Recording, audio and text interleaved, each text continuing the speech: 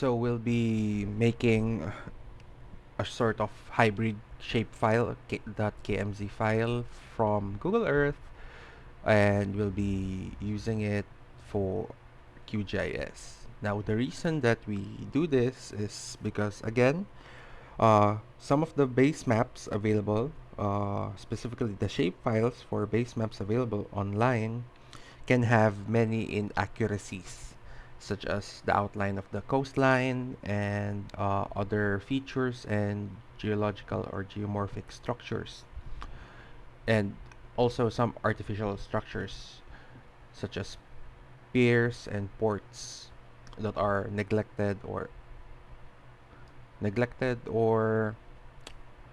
not included in the base maps we find online. So first up is to look for your site, and then my site here is Apo Island in Negros Oriental, and we'll be tracing this outline in order to make the shapefile using the Add Polygon tool by Google Earth. So we click here,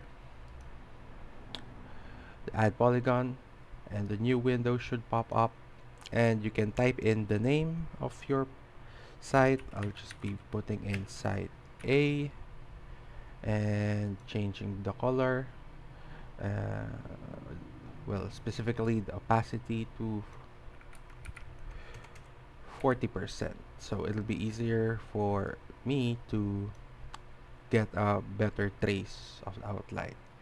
So now we start by zooming in and identifying the features. Now, since we're using Google Earth, there might be some discrepancies also, such as this dark area here. That is just the shadow from the trees in this area. So we can start here, since that is where the shallow part of the island appears to be. And now we trace. A few moments later. Now this will take a long time, but you just have to be a little bit patient. If you make a mistake such as this, you can easily click on the dot or the point and just drag it. A few inches later. So it'll be entirely up to you how accurate or how close you want your shapefile or polygon to the actual how close it is to the actual uh, contour of the landmass that you're trying to get. I'm not as for me, I am not going to go into full detail for this because it's just going to be an example. One eternity later. And now your polygon should look like this, or in your whatever site that you are using. So next step is just to right click on the layer of the polygon, or right click on the polygon that you just made, and save place. Now I already have one prepared here. As you can see, it's going to be saved as a .kmz file, which is specific uh, to Google Earth, but it can easily be read by QGIS or any other GIS software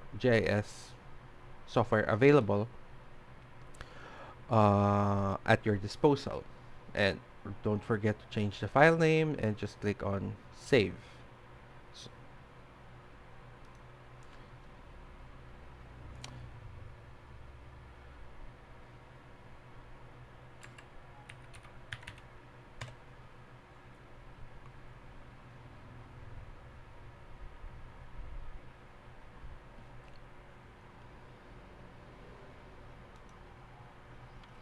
So in QGIS, just open up a new project. Then you can easily just uh,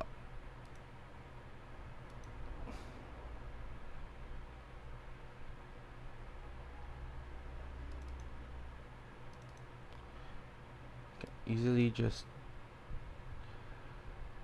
drag and drop. Oop.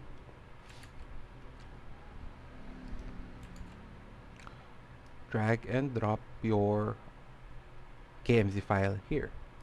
And now, as you can see, it's now loaded in QGIS. And from here, you can add any other, or you can edit your shapefile or KMZ file to whatever preference that you have. You can add the label, so show labels for this layer, and label with the name, and click apply.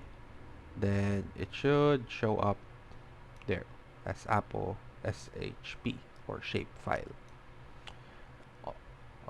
Also, you can change the color, the borders using the style tab here in the properties, and just choose from whatever color you have or from the presets available here. So I'm gonna go with the wine and apply, and there. So now that is indicative of your landmass. So another way to utilize the add polygon feature of Google Earth is to add other other features such as lakes or lagoons in and even river systems. So you can do this by either using the add polygon for lakes and lagoons or any large bodies of water, and just do follow the same method of uh, adding the polygon to your area.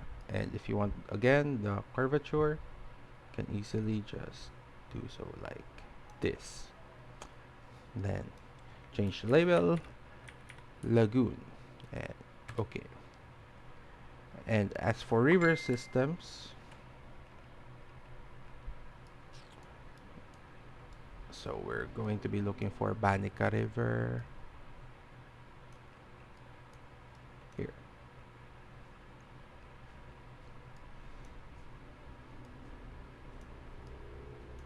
So this is Banica River. Just get just select the add path feature, and then start at the mouth of the river, then just continually trace it along the way.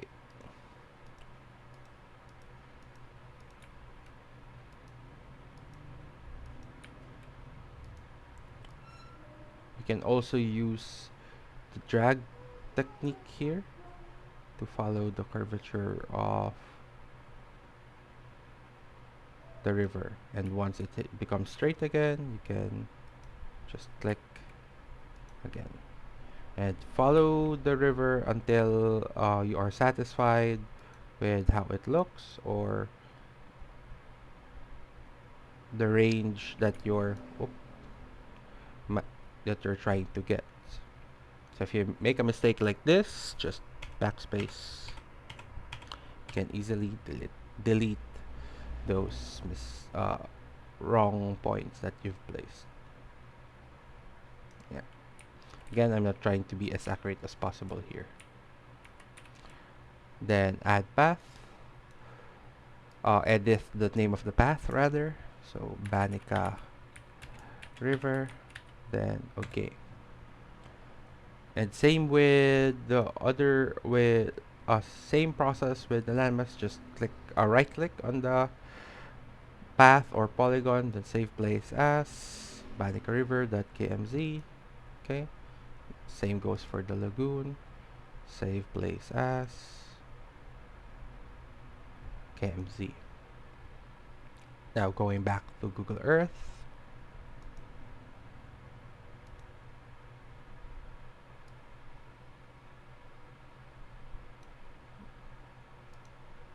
There you go. Okay, just drag and drop, and it should show up there. You can edit properties, then water, apply. Okay. And if we go to Banica River, now it just it's a line, but we can look for the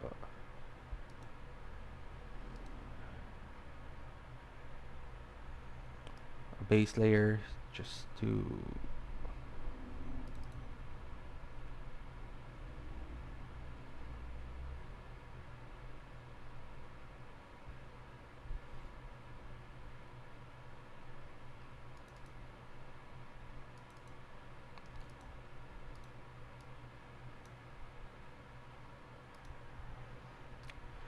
just have to rearrange the layers. And since this is a landmass, we'll change it to the wine also. Click apply. Okay. And Banica River, edit the properties again. So this is river, so we can easily just select this and apply. And there you have it. So you can change the color of or settings or properties rather of the landmass to accentuate or to make the other features clearer. So now you have a contour or a path of the Banica River here. So when you're making maps with shapefiles that you made or shapefiles that you get from online sources that that doesn't have any features available, you can definitely make one of your own in Google Earth as a KMZ file. So strictly speaking, these are not shapefiles; they are KMZ files, but it works almost the same as a shapefile. If you zoom out, yeah,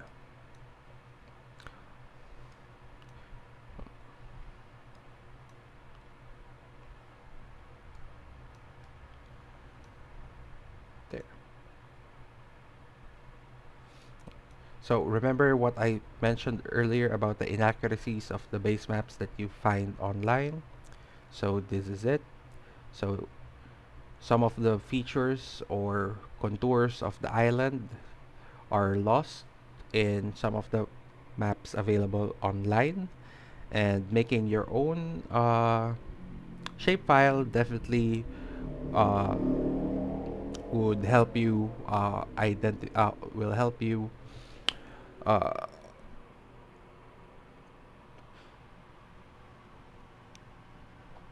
making a base map of your own will definitely allow you to fully exploit or fully or maximize rather the contours and of your